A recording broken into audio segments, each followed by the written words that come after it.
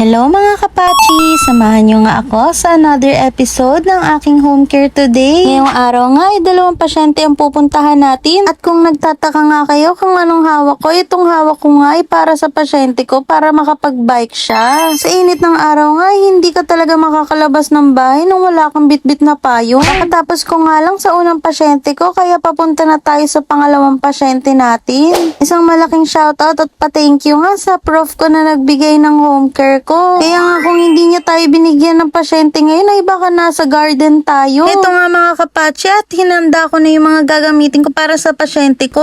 Pakyut na nga lang ako pagtapos ko mag-home care kasi hindi nga pwede mag-record pag nag-home care ka. Ito nga kapachi, pagtapos mag-home care, diretso uwi na nga tayo. Kasi pag pumunta pa ako kung saan-saan ay paniguradong ubos yung home care natin today. Inisip ko pa nga na maglakad para makatipid kaso sabi ko hindi talaga kaya sa init ng araw. At nagmemekos-mekos pa nga yung buhok ko dito sa sobrang hangin. Pag nag-home care nga ako ay ginagamitan ko ng matinding dasal at sipag para gumaling ng pasyente ko. Salamat nga sa mababait nating pasyente at may pa-Pepsi pa siya bago ako umuwi. Nandito lang pala yung panyo ko, kanina ko pa hinahanap. At ayun nga lang, paalam!